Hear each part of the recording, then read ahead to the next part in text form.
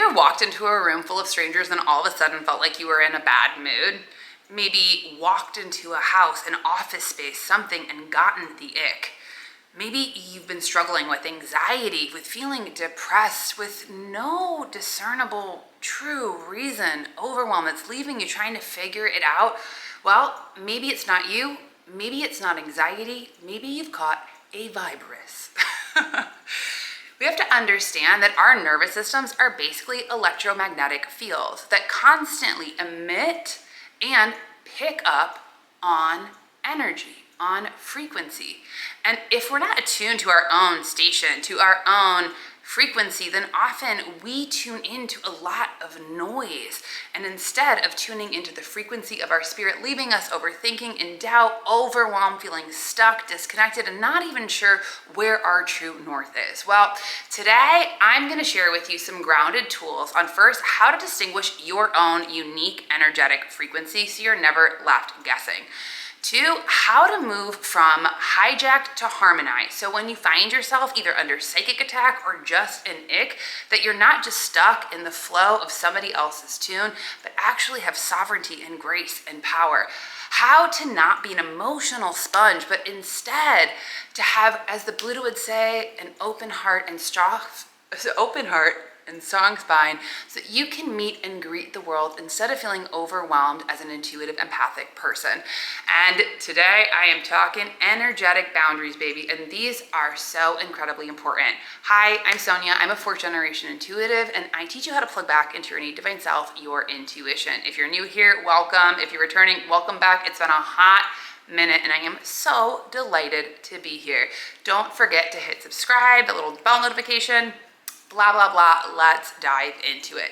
So I really was caught face to face with this when I got a phone call from a friend a few weeks ago. The two of them had just moved to New Orleans. He was out of town for work when he called me and said, Sonia, my partner is being transported by ambulance to the emergency room. And can you go?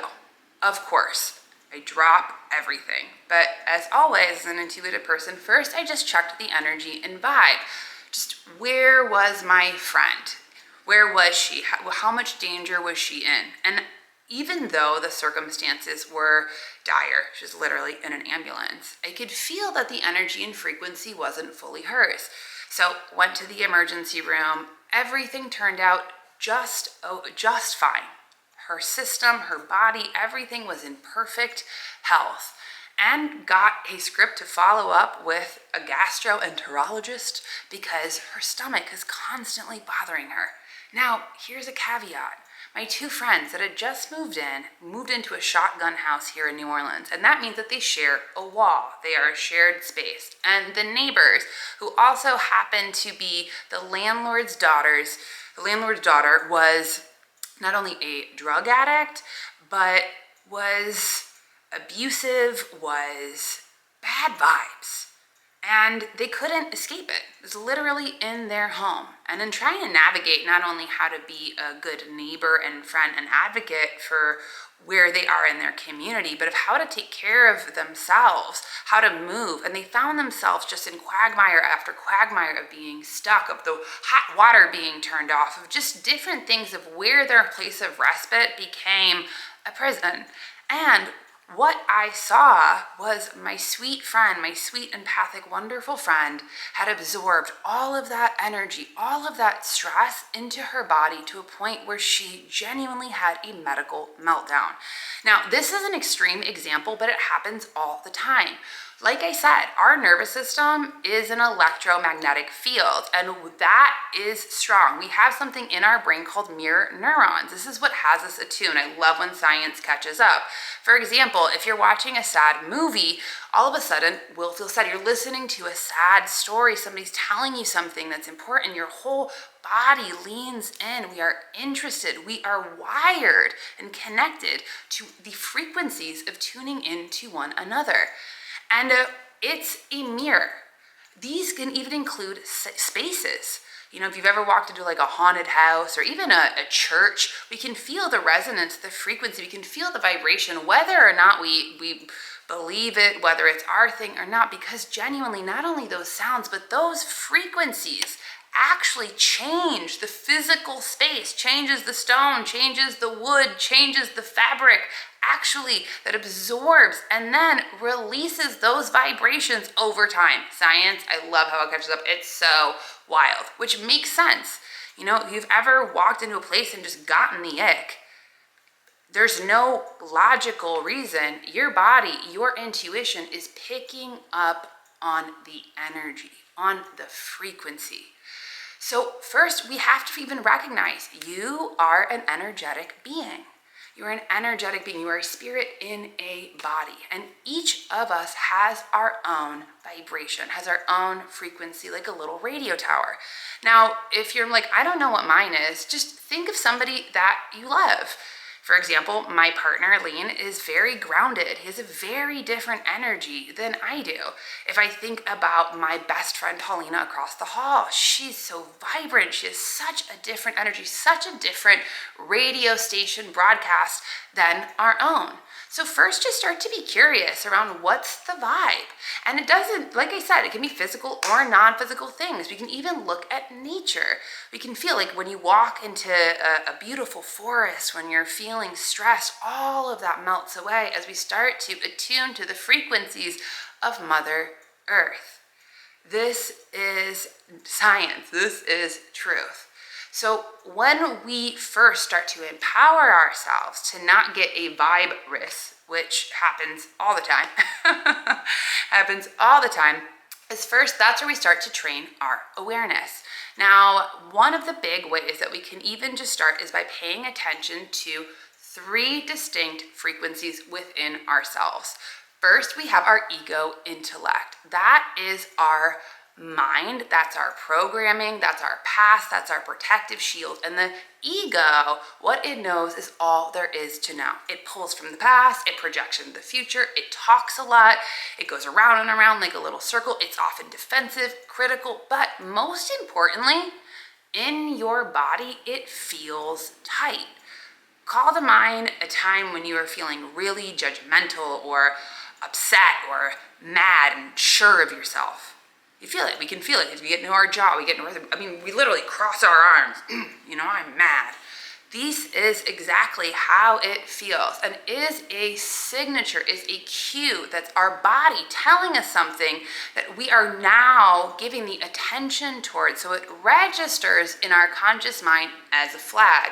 Oh, that's my head. That's my intellect. That's my ego. It feels tight.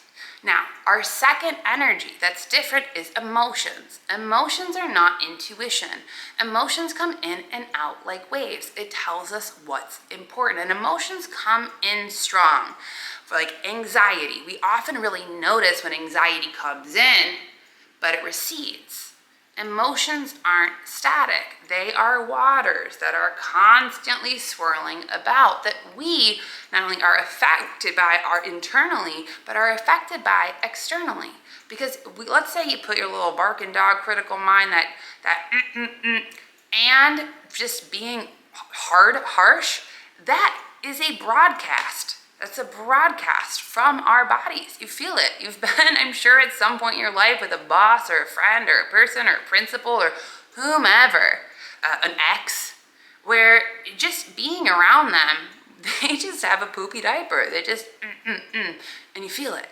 You feel it. All of a sudden, we become affected. All of a sudden, we become more negative. All of a sudden, the conversation, all of a sudden, we're feeling drained. We're feeling anxious. And it's not even our own radio station. So first, by noticing these first 2, 1, how does it feel in my body? If it's tight, talks a lot, ego, intellect. If it comes in really, really, really strong emotion, and it's not static, it moves. Emotions, like I said, tell us what we value. It's different. We can just start to pay attention to like when you're happy or when you're sad. Your body will also give you physical cues. Like, for example, when you're really heartbroken, we feel it in our heart and our chest. That's a way that our emotions are speaking to us and registering. Now, different, distinct from that is your spirit.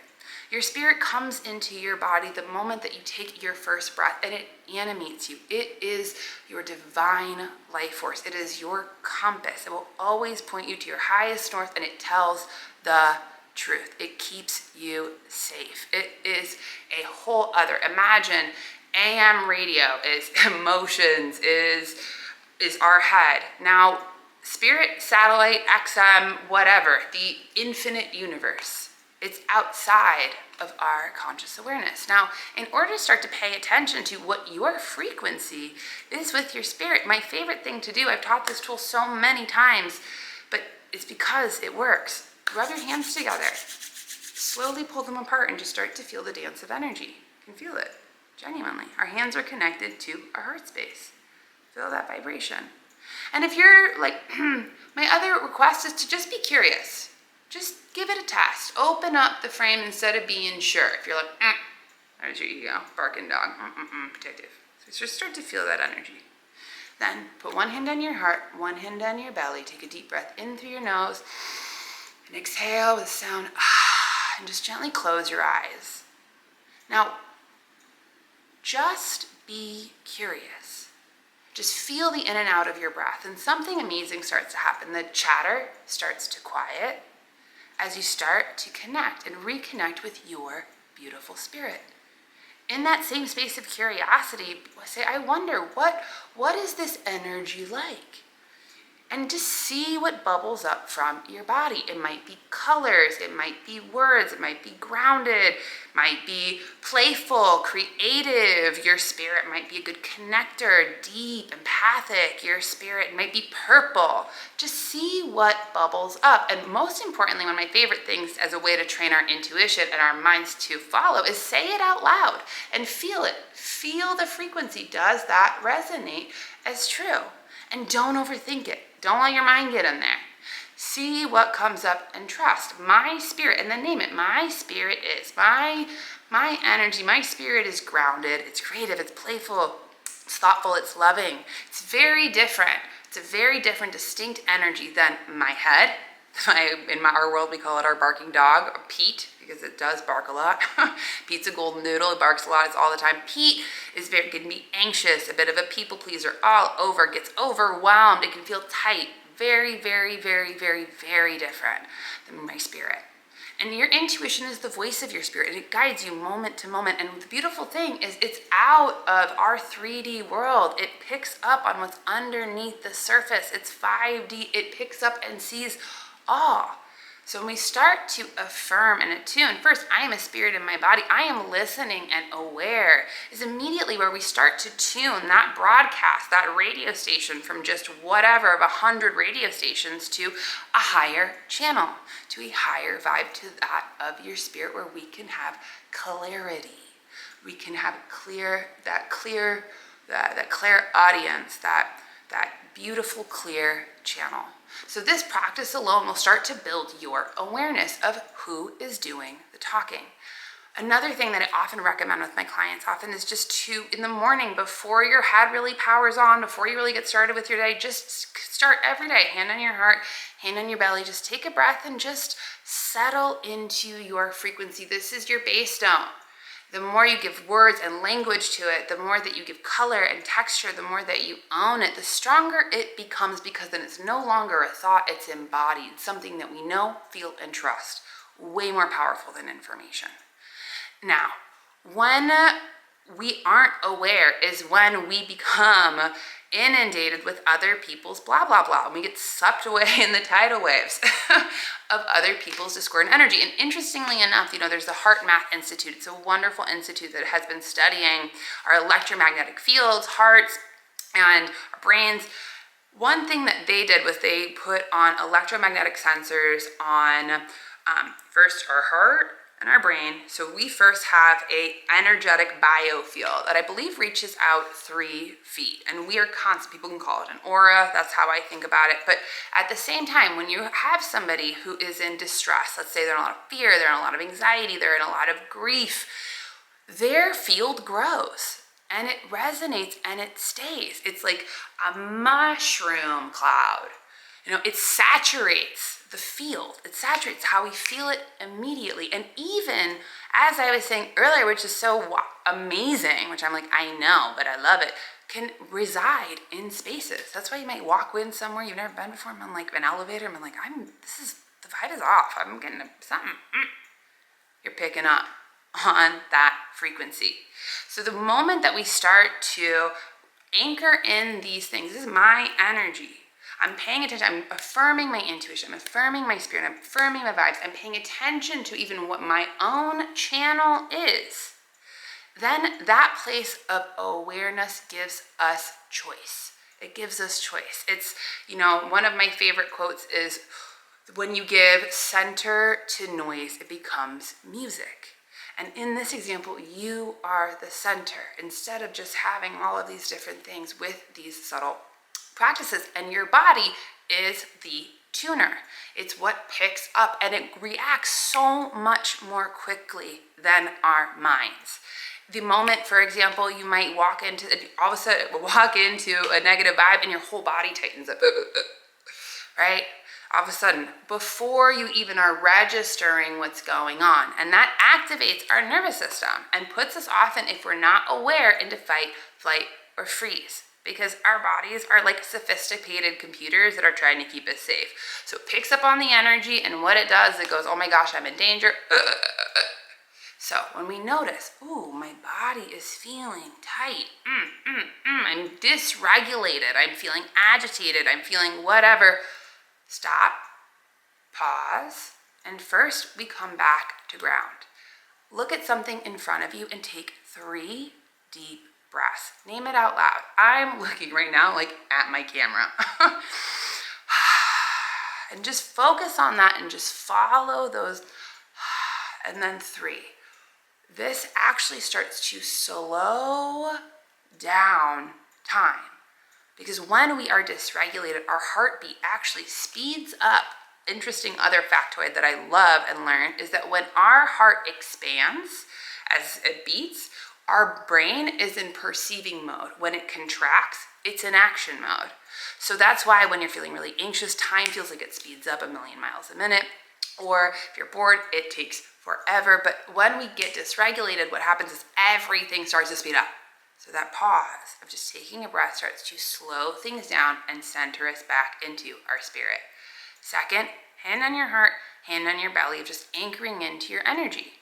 And then opening up into even just some curiosity. I'm picking up on a vibe. Saying that out loud.